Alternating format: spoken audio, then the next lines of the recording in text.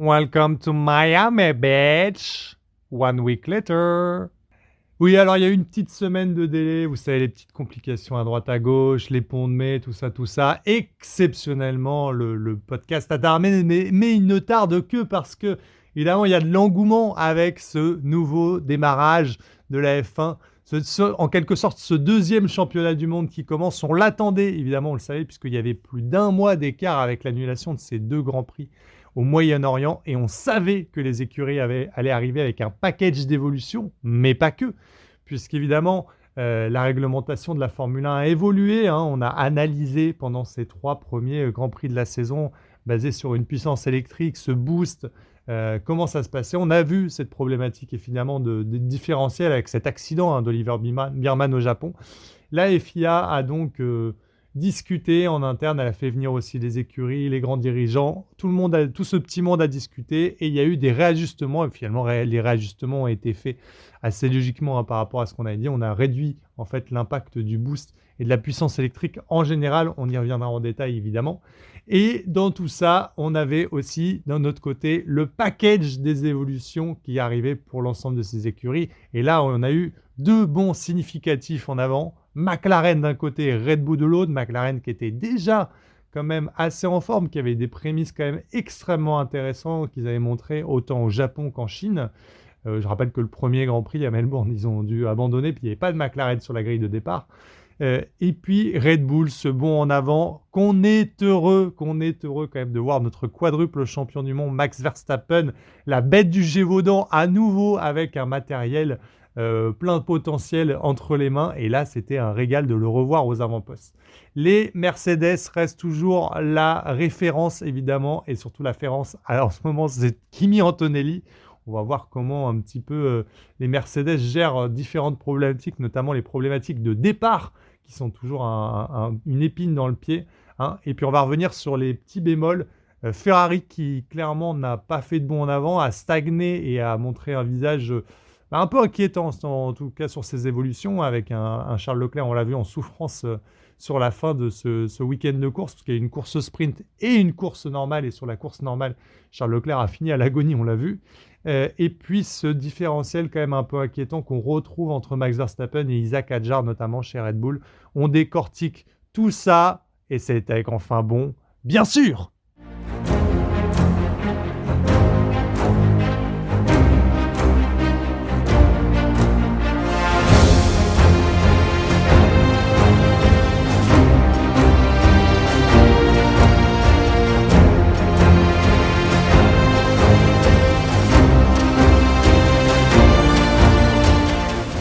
Alors avec le Grand Prix de Miami Beach, le yacht, tout ça, évidemment cette reprise, elle revient donc un peu plus d'un mois après. Pourquoi ? Parce qu'on a donc eu l'annulation pour refaire le topo du Grand Prix de Bahreïn et du Grand Prix d'Arabie Saoudite, d'où cette pause quand même assez grande. Le dernier Grand Prix, donc le Grand Prix du Japon, au 29 mars. Reprise donc là, Grand Prix de Miami le 3 mai, donc il y a quand même beaucoup de temps, plus d'un mois.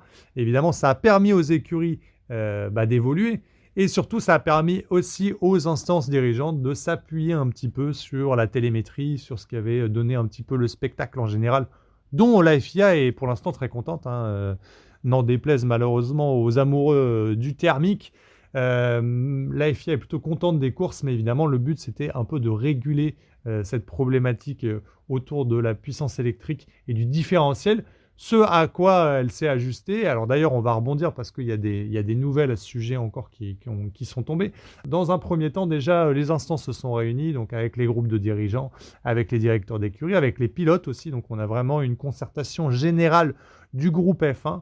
Et la conclusion a été celle-ci, ça a été simple. C'est un peu ce qu'on avait déjà, ce dont on avait parlé déjà au Japon. C'est assez simple. Il y a une problématique qui est un différentiel beaucoup trop énorme quand les voitures se doublent. Et du coup, la puissance électrique est trop présente et ce boost aussi est trop présent, surtout en format qualif où c'est problématique. Qu'est-ce qui s'est passé ? On a réduit la puissance de l'électrique sur le format qualification. On s'est retrouvé, il faut le dire, avec des formats de qualification en Miami beaucoup plus intéressantes, où en fait les pilotes n'ont pas levé le pied dans certains virages pour balancer la pleine charge à la fin électrique, à la fin dans les lignes droites. Et puis d'un autre côté, on a aussi régulé, on va dire, ce boost, réduit aussi ce boost de puissance qui permettait de dépasser, puisqu'on se retrouvait avec un différentiel énorme entre une voiture qui recharge, par exemple, sa batterie, et donc qui va baisser en puissance moteur électrique, et une voiture qui déploie sa pleine puissance électrique pour dépasser l'autre, on le rappelle, hein. Ça remplace le DRS maintenant, donc on a une puissance, un espèce de petit boost, ce que les mauvaises langues vont appeler la puissance Mario Kart, le booston Mario Kart, on appuie dessus et ça nous permet d'avoir un petit boost de puissance instantané. Alors je rappelle que le DRS c'était un peu le même principe sur les lignes droites, là on peut l'utiliser à tout moment, y compris dans les virages. Donc là le but c'était de réduire un peu ce différentiel pour avoir évidemment ce surplus de puissance, mais qui ne soit pas aussi significatif, que ce ne soit pas aussi simple de dépasser, et surtout que ça ne mette pas en danger les pilotes quand ils se dépassent, parce qu'évidemment, le but, c'est quand même dans une bataille de pilotes de pouvoir quand même de bloquer un petit peu l'autre de manière intelligente, évidemment. Et donc, évidemment, si on le bloque, mais qu'il y a un différentiel énorme, bah, on cause un accident. Ça a été un peu le cas, du coup, la conclusion de l'accident au Japon entre Oliver Biermann et Franco Colapinto, on le rappelle, hein, lorsque Colapinto, évidemment, était en pleine recharge de sa batterie et que Biermann a tenté un dépassement. Quand Colapinto a légèrement refermé la porte, ça a conduit à cet accident très dangereux d'Oliver Biermann, et c'est ce qui a fait évidemment réagir les instances, mais elles étaient déjà dessus, et ce battement, il a permis ça. Bon, ça c'est déjà un premier jet de règles qui a été introduit à Miami, on va le voir, déjà ça a donné satisfaction. Bon. En même temps, j'ai envie de dire, tout ça, c'était assez prévisible dans le sens où ça paraît logique par rapport à ce qu'on a vu. C'est une adaptation du règlement et on a retrouvé quelque chose d'un peu plus lisible, un peu plus intéressant, un peu plus safe aussi. D'un autre côté aussi, la F1 a néanmoins réagi. Elle se rend compte quand même que la part de l'électrique reste trop importante. Globalement, les pilotes ne sont pas satisfaits. Une partie du public ne l'est pas du tout parce qu'on a des amoureux du thermique, évidemment. Et là, elle a fait une deuxième réaction. Vous voyez que ça sert quand même de sortir le podcast un peu plus tard. Évidemment, on peut rebondir sur l'actualité. Je vais faire peut-être un podcast par jour. Moi, je vais raconter un petit peu des anecdotes et tout. Comment Lewis mange ses céréales, comment il s'est tout fait avec. Bref.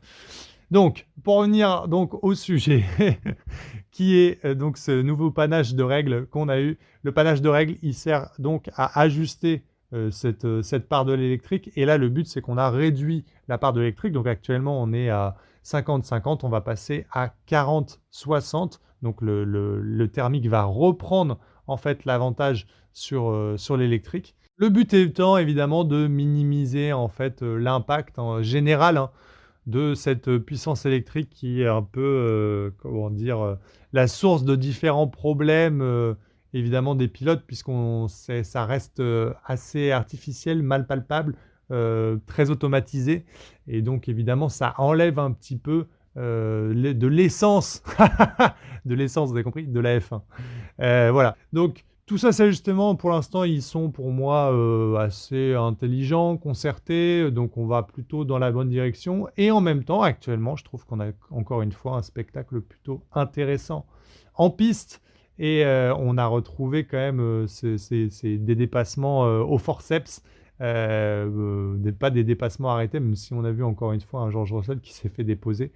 On va rentrer ensuite sur ce format de course tout de suite, Miami, dans les entrailles.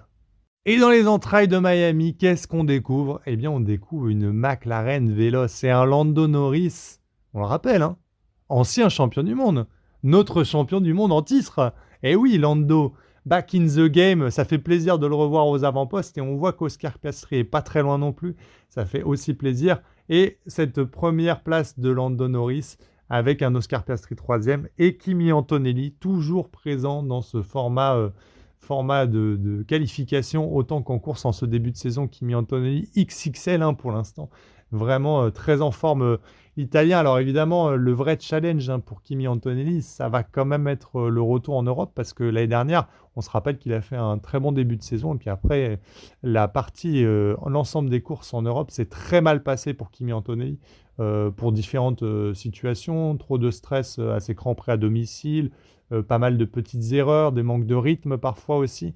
Et c'est là que le gouffre s'est fait un petit peu avec George Russell jusqu'à ce qu'il revienne encore en fin de saison quand on s'est éloigné des pays européens. Mais bon, là on y arrive, on va terminer le le prochain Grand Prix au Canada, et après c'est direction Monaco et tout le tralala, donc c'est direction l'Europe. Et c'est un peu là qu'on va voir si Kimi Antonelli finalement a passé un palier par rapport à l'année dernière, parce qu'il était déjà quand même assez performant l'Italien. Mais écoutez, encore une fois, donc Kimi Antonelli a répondu présent, et surtout nos McLaren avec notre champion du monde qui était devant. Mais encore une fois, il y a encore ce bémol chez Mercedes, il y a encore cette épine dans le pied qu'on l'a vu. Sur la grille sprint, on rappelle Lando Norris donc, qui nous fait la pole. Alors déjà, ça c'est exceptionnel, ne pas avoir une Mercedes en pole, c'est quand même... ça change. Kimi Antonelli deuxième, Oscar Piastri troisième. Et au démarrage, encore une fois, Kimi Antonelli, sa voiture va rester sur place, figée. Les Mercedes qui systématiquement prennent quand même un départ très moyen, voire mauvais. Et Kimi Antonelli va se retrouver à la 6e place à la fin des quelques premiers virages en course sprint. Et forcément, derrière, quand tu es 6e, tu es coincé. Hein, et il va terminer 6e, un Kimi Antonelli, très très compliqué avec un départ chaotique, encore une fois, il est fait du surplace. Ça commence évidemment à être redondant, particulièrement puisqu'on sait que le régime moteur de la Ferrari aussi, lui, avec sa pleine puissance, lui permet systématiquement de gagner des places. Hein. C'est affolant, mais encore une fois, de toute façon, Charles Leclerc, il n'a jamais pris un départ en perdant une place. Hein. Il a systématiquement gagné des places. Charles Leclerc, c'est 4e en course sprint, 3e au premier virage. Et puis sur la grille de départ de la course normale, on l'a vu, il était 3e sur la grille. Et puis au premier virage, il était premier. Bon, de toute façon, c'est vraiment le turbo boost de la Ferrari est toujours là. Mais on a vu que c'est un problème qui n'est pas propre qu'au moteur Mercedes, puisqu'on a vu les McLaren faire des départs tout à fait corrects, ce qui n'est pas le cas de Mercedes. Donc il va falloir vraiment trouver une solution au départ de Kimi Antonelli, parce que ça le pénalise vraiment. Alors jusque-là, il s'en est plutôt bien tiré, puisqu'il va, certes terminer 6e de cette course sprint, mais bon, il va nous faire un très beau... une pole position et une très belle course sprint, une très belle course normale, je veux dire, le dimanche, qui va venir remporter. Et ça va l'aider, mais ça reste une grosse problématique. On va rebondir tout de suite quand même sur McLaren, le retour de McLaren donc aux avant-postes. Alors, McLaren, c'est un retour, mais c'est un retour qu'on a vu venir. Hein. On l'a dit, en Chine, ils étaient déjà présents un petit peu au niveau de Ferrari, qui n'était pas très loin qui avait chahuté Mercedes. Hein, et McLaren était vraiment dans son sillage, pas en mesure de venir chercher Ferrari, mais pas très loin. Et là, vraiment, il y a encore un gap qui a été passé. Alors, au Japon, on avait vu des McLaren en tête pendant une partie du Grand Prix avant de se faire déposer par la puissance de la Mercedes sur l'autoroute qui est très rapide. Les Allemands, on sait. Mais là, évidemment, McLaren qui a montré un tout autre niveau, un niveau vraiment, un gap supplémentaire. On l'a dit, alors, d'après la télémétrie, ce que ça montrait en termes de temps en qualification, en termes de temps en rythme de course, McLaren fait un bond en avant d'à peu près 8 dixièmes. Donc c'est énorme, hein, ces évolutions, elles ont vraiment fait passer un cap complet à McLaren. Et Lando Norris qui va s'emparer de la pole, qui va mener cette course sprint vraiment un train-train. Oscar Piastri lui va lui aussi prendre un bon départ. Et puis on l'a dit, Antonelli ne prenant pas un bon départ, McLaren va déjà s'assurer un doublé en course sprint, et un doublé très solide sur laquelle on n'a pas senti ni Lando Norris ni Oscar Piastri vraiment inquiétés. Et puis sur la course normale, on va le voir, Lando Norris 4e, cette fois un peu plus entré, avec un Kimi Antonelli qui va nous sortir un très très bon tour de qualification, qui va relayer donc la McLaren de Lando Norris à 4 dixièmes, mais au prix donc d'un départ un petit peu chaotique. Lando Norris ensuite va finalement se retrouver en bataille directe avec Charles Leclerc et Antonelli. Charles Leclerc, on va vite comprendre que la Ferrari, sur ce circuit, actuellement avec les évolutions, elle n'est pas au niveau de la McLaren et la Mercedes. Et il va s'en suivre un duel qu'honnêtement, Lando Norris aurait pu gagner. On a senti la déception quand il passe la ligne, Lando Norris. C'est bon signe. Quand tu es déçu d'être deuxième en regardant un petit peu le début de saison de McLaren, déjà c'est que tu es très très bien. Hein. Déçu parce qu'il sait qu'en rentrant au stand un tour plus tard que Kimi Antonelli, il est ressorti derrière. Et globalement au vu de la course du dimanche, ce qu'on a vu, c'est qu'en fait, Kimi Antonelli et Lando Norris avaient globalement un peu le même rythme. Et franchement, c'est celui qui était devant qui gagnait le Grand Prix. Et malheureusement pour Lando Norris et pour McLaren, Kimi Antonelli et Mercedes vont anticiper l'arrêt au stand de Lando Norris. Ils vont rentrer un tour plus tôt. Et Lando Norris, en rentrant un tour plus tard avec l'undercut, eh bien, Kimi Antonelli, avec des pneus frais, va nous sortir un super tour et va sortir juste derrière Lando Norris et il va le dépasser dans ce tour avec des pneus chauds, dans le tour de préparation un petit peu de chauffe des pneus de Lando Norris de sortie des stands. Et voilà. Et donc, Lando Norris, il aura les boules parce que après, pour repasser Kimi Antonelli en piste, malgré le fait de lui mettre la pression pendant au moins une dizaine de tours, après, c'est compliqué parce que le rythme, il est assez similaire. Mais je trouve que déjà, il faut tirer le bilan positif quand même de ce Grand Prix. Les McLaren, qui sur la grille en course n'étaient pas particulièrement véloces, l'ont été vraiment beaucoup en course avec un rythme très impressionnant des deux, hein, McLaren. Alors, Oscar Piastri, encore une fois, un tout petit peu légèrement en retrait par rapport à Lando Norris qui était sur sa propre galaxie ce week-end. Mais encore une fois, sur la course du dimanche, du coup, Lando Norris va devoir s'incliner devant Kimi Antonelli. Il va finir deuxième. Oscar Piastri va finir troisième. Et derrière, qu'est-ce qui se passe?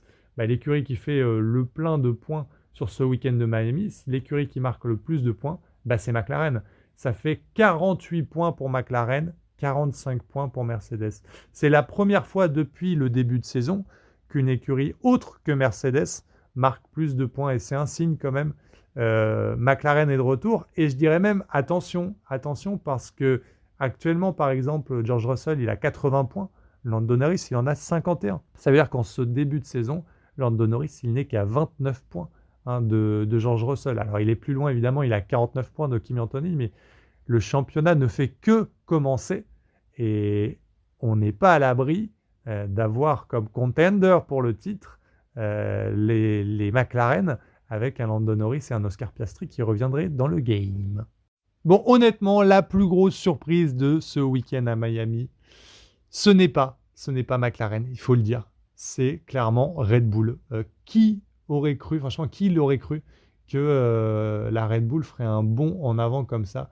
Déjà, en qualification, il y avait un prémisse en qualification de course sprint de Max Verstappen avec ce bond en avant. Max Verstappen qui va venir se qualifier quand même 5e sur la grille de départ. Alors, 5e, ok, mais déjà, il est devant Lewis Hamilton à ce moment-là. Il est devant George Russell aussi, mais il est à peu près 6 dixièmes du meilleur temps de Lando Norris.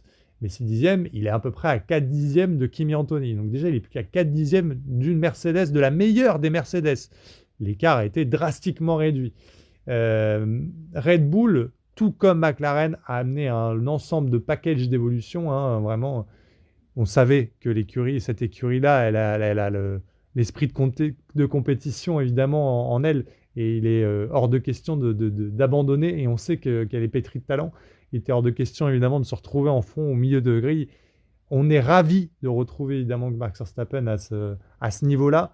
Et ça va se concrétiser. Et c'est là où on va prendre un peu une claque parce que, alors déjà, pendant la course sprint, Max Verstappen, qui va donc être 5e sur la grille, va terminer très honnêtement à une 5e place aussi.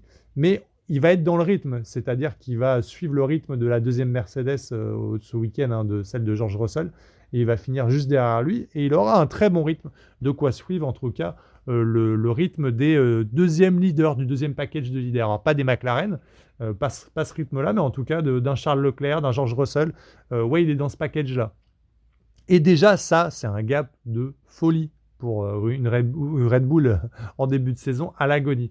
Mais là où on va prendre vraiment la grosse claque, c'est évidemment en qualification de la course du dimanche où Max Verstappen va venir chercher la 2e place sur la grille de départ à seulement 166 millièmes de Kimi Antonelli. Rendez-vous compte, il est à 1 dixième et demi d'une Mercedes. Franchement, c'est fou, c'est fou. C'est fou après les 3 premiers Grands Prix, à quel point Red Bull était en souffrance, à quel point Red Bull était loin en qualification, à quel point Red Bull était très mauvais sur les départs lancés. Et cet ensemble a été réglé parce que Max Verstappen, il a fait des départs foireux, il faut le dire, sur tous ses premiers Grands Prix. Et là, il va faire un départ plutôt moyen correct, hein, on va dire. Bon, c'est vrai que ça ne sera pas le même que Charles Leclerc, mais bon, ça c'est le turbolancement. Et l'erreur, bon là on retrouve un peu le Max, euh, le, le, le couteau entre les dents, et en même temps la maestra du quadruple champion du monde, hein. Il va prendre un départ plutôt moyen, et là il va absolument pas vouloir céder cette première place, puisqu'il sait qu'il va prendre l'avantage sur Kimi Antonelli, mais il y a Charles Leclerc qui arrive. Là, il va essayer de retarder son freinage, évidemment, des proportions qui sont pas du tout viables. Il va évidemment louper son point de corde, et en revenant sur la piste, il va mettre un coup d'accélération trop prononcé. Il va partir à la faute, partir en tête à queue, et il va réussir à rattraper, on ne sait comment, cette situation pour finalement récupérer sa voiture et revenir en piste. Bon, il aura cramé une partie de ses pneus, mais il revient en piste et il va faire une remontada, la Red Bull de Max Verstappen, petit à petit, pour finir à une très honnête 5e place. Alors, dans les circonstances évidemment problématiques de Charles Leclerc en fin de Grand Prix, mais 5e à l'arrivée sur une Red Bull qui aura challengé du coup ce deuxième package de voitures tout au long de ce week-end. Donc les deuxièmes meilleurs, on va dire, derrière actuellement. Donc dans les meilleurs, évidemment, je mets pour ce week-end Kimi Antonelli, Lando Norris, Oscar Piastri, qui étaient vraiment les 3 qui sortaient du lot sur ce week-end. Mais le package Russell, Leclerc, Hamilton, tout ça, et ben Verstappen, il était dedans ce week-end, et ça c'est assez improbable. Malheureusement, bon, il y a le petit bémol, et ça c'est le bémol évidemment qu'on voit. On retrouve un schéma qui, moi, me pose problème. Alors, c'est pas une question de Cocorico, notre petit Isaac Hadjar. Évidemment qu'on l'aime bien et qu'on a envie qu'un Français finisse bien, termine bien dans la hiérarchie. Mais on s'est retrouvé avec un format qu'on connaît bien chez Red Bull et qui m'inquiète un peu quand même sur ce format. Isaac Hadjar très en retrait par rapport à Max Verstappen, qui s'est plaint beaucoup de sa voiture, de ses réglages, qui n'arrive pas à trouver des bonnes sensations. Il a dit, j'étais à la limite tout le week-end. D'ailleurs, c'est ce qui va provoquer l'abandon d'Isaac Hadjar, hein, sur cette erreur qu'il va commettre le dimanche. Tout simplement en étant trop à la limite, en montant un peu trop sur les bordures, il va perdre le contrôle sur un virage et il va s'envoyer dans le mur. Mais très à la limite et très en retrait par rapport à Max Verstappen. Et derrière, lui n'a pas d'explication. Son muret des stands n'a pas d'explication, et Laurent Mekies, quand il va au micro, il commence à dire ouais, je suis vraiment désolé, on n'a pas donné toutes les chances à Isaac, on n'a pas réussi à lui fournir une voiture de qualité. Et moi, ça me dérange. Ça me dérange parce que là, on commence à reproduire un schéma qu'on connaît par cœur. On l'a vu avec Gasly, on l'a vu avec Perez, on l'a vu avec Albon, on l'a vu avec Lawson, on l'a vu trop de fois en fait. Et en fait, si on repart sur ce schéma-là, c'est quand même ultra problématique chez Red Bull. On ne peut pas être auto-centré à chaque fois sur Max Verstappen. Honnêtement, moi, quand j'ai vu ce week-end, connaissant le rythme de course d'Isaac Hadjar et le potentiel qu'il a, parce qu'on l'a vu, moi, je suis assez inquiet sur ce que peut donner la suite de la saison. Je l'espère honnêtement que ça ne va pas se passer comme ça, mais c'est des signes qui sont très inquiétants dans les discours, en fait. Au-delà de la performance, au-delà de l'erreur du dimanche, je trouve que c'est un ensemble qui regroupe un historique qu'on a déjà vu, en fait, chez Red Bull. Et voilà. Pas bon signe, pas bon signe et assez inquiétant pour notre petit Frenchie. En tout cas, il y en a d'autres pour lesquels il faut aussi s'inquiéter. C'est Ferrari, honnêtement, qui a été très peu en retrait sur un Grand Prix de Miami, qui l'aura toujours... sur laquelle la Ferrari s'est plutôt moyennement débrouillée. Voilà, c'était pas top. Alors, on sait que à Miami particulièrement, la Mercedes et la McLaren ont récemment un historique plutôt avantageux. Néanmoins, la Ferrari était quand même assez en retrait. Moi, je m'attendais quand même à ce qu'elle fasse un gap. Y a un paramètre qui est très important qu'on a abordé en début de podcast, c'est que toutes les écuries ont amené un ensemble d'évolutions majeures, y compris Ferrari, hein, à Miami, excepté Mercedes qui a amené très peu en fait d'évolution, parce que Mercedes va le faire au Canada, donc au prochain Grand Prix. Or là, du coup, tout le monde s'est un peu rapproché, sauf Ferrari. qui marque un peu le pas et qui se retrouve englué finalement derrière des McLaren. Là, honnêtement, sur ce week-end à Miami, en tout cas, la Ferrari est pas capable de challenger la McLaren, elle n'était pas capable de challenger la McLaren à la régulière.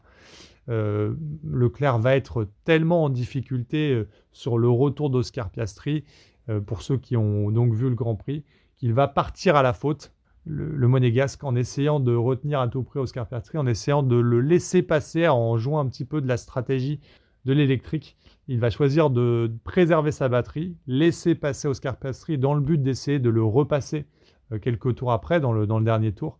Et en fait, en le suivant, en mettant un coup d'accélérateur un peu trop vif sur des pneus qui sont déjà usés, il va partir à la faute, il va venir taper le mur. Et derrière, c'est la dégringolade. Il va se retrouver septième. Il va passer la ligne septième, mais finalement, il va même écoper d'une pénalité, ce qui va le faire passer huitième.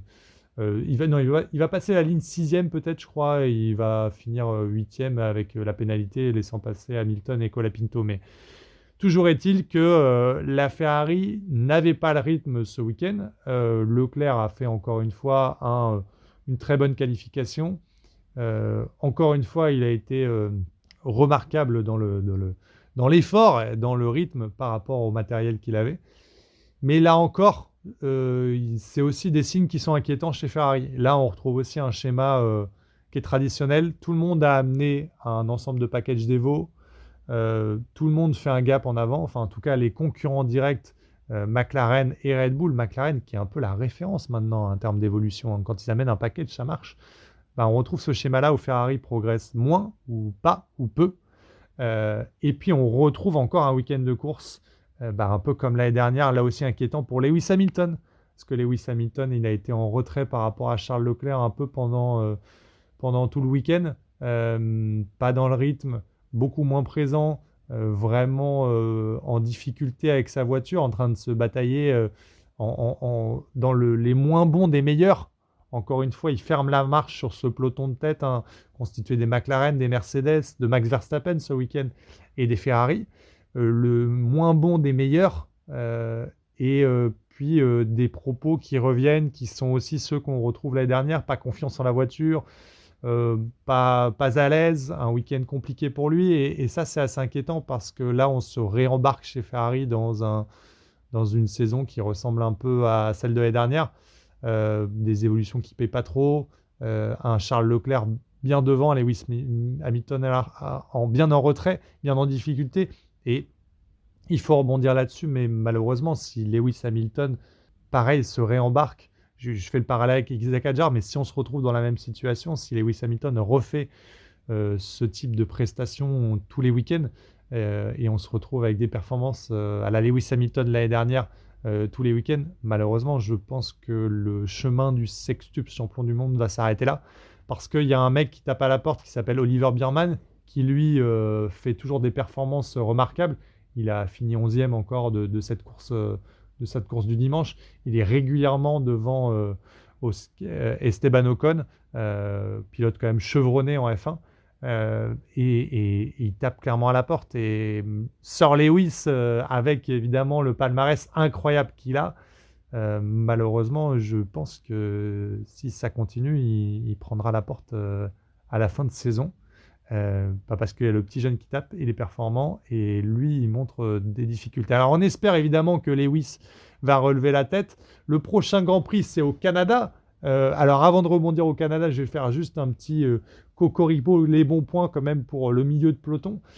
Déjà on a Franco Colapinto qui a marqué ses premiers points. Alors pour une fois c'est bien, il a réussi, c'est vrai, à montrer du rythme. Alors pareil, il était un peu derrière Pierre Gasly. Il a profité un petit peu de l'accident pour se mettre en avant par rapport à son coéquipier, puisque Pierre Gasly a été percuté et a fini dans le mur. Et on a aussi les Williams qui sont revenus avec cette 9e et 10e place de Carlos Sainz et Albon. Les Williams pour la première fois de la saison dans les points, qui marquent 3 points importants pour elles. Les Williams qui étaient vraiment à l'agonie. Alors je dis ça, mais je crois que Williams avait déjà marqué des points. Mais excusez-moi, je vérifie. Oui, Carlos Sainz en avait déjà marqué. Mais là, c'est la première fois qu'en tout cas, les Williams sont vraiment quasiment les meilleurs du milieu de peloton derrière les Alpines. Et là, c'est quand même une satisfaction pour elle parce qu'il y avait un petit rythme supplémentaire. Alors, c'est encore loin de ce que veut Williams, mais ça y est, on commence à se rapprocher du haut du peloton. C'est déjà mieux. Et puis, on va faire quand même. Et faut voir le positif là où il est, hein, comme on dit, pour Aston Martin, qui, je rappelle, a des moyens colossaux, a réussi à terminer encore un Grand Prix en bataille avec Cadillac, hein, bien sûr en fond de grille, mais néanmoins qui arrive bah voilà, à terminer avec ces deux voitures son Grand Prix. On espère évidemment qu'au Canada, il y aura des évolutions supplémentaires. Aston Martin, qui elle amène des évolutions bien plus tard dans la saison, ils sont à la bourre, hein, on vous l'a dit. Ils ont 3 mois de retard sur l'ensemble des écuries. Donc de toute façon, la saison d'Aston Martin, on l'avait dit dès le début, elle est foutue. On espère juste qu'à la mi-saison, ils aient passé un cap pour revenir en haut de milieu de peloton, ce qui serait le minimum pour essayer de sauver une saison qui s'annonce déjà catastrophique. Bon, direction le prochain Grand Prix, le Canada. On fait un petit point quand même parce que, on l'a dit dans tout ça, quand même, on va faire un tout petit point quand même sur la bataille Antonelli-Russell. C'est vrai qu'Antonelli, petit à petit, il a creusé un petit peu cet écart avec George Russell. Kimi Antonelli qui a 100 points, George Russell 80, Leclerc derrière 59, Norris 51, Hamilton 51. Bref, l'écart est un peu creusé derrière puisque les Mercedes sont un peu sur une autre galaxie. Mais petit à petit, avec ces victoires, Kimi Antonelli qui creuse. Néanmoins, on va revenir sur l'analyse, je pense qu'assez criant. On se rappelle, l'année dernière, il y a Oscar Piastri qui avait pris vraiment l'avantage sur Lando Norris. Et je trouve qu'il va falloir être très précautionneux avec ce classement actuel, notamment dans les interviews. On sent George Russell très très apaisé, il le dit lui-même. Bon, moi, Miami, c'était pas un circuit qui me plaisait beaucoup. J'ai eu beaucoup de malchance sur les derniers Grands Prix. Miami, ça me correspond pas. Pour l'instant, je m'affole pas plus que ça. Je trouve pas que j'ai énormément de points de retard. La saison sera longue. Je suis en F1 depuis suffisamment longtemps pour savoir que la course, le championnat du monde ne se joue pas sur quelques courses de départ. On le sent hyper serein. Moi, je le trouve en effet très serein. Et puis, j'ai trouvé en effet à Miami, il était quand même assez en difficulté. Mais je trouve pas que. Je sens que quand il va se réveiller, que là pour l'instant c'est un George Russell dormant, mais quand il va se réveiller, à mon avis, il va venir mettre la claque. Alors c'est possible qu'il se réveille en Europe et qu'on ait une tendance inversée. Peut-être qu'au Canada, déjà, il va commencer à se remontrer un petit peu sous son meilleur jour. Mais je pense que la bataille est loin d'être enterrée. Ça m'étonnerait que George Russell se laisse enterrer comme ça avec le talent qu'il a montré ces dernières années. Et puis, on va surveiller évidemment cette remontée de McLaren.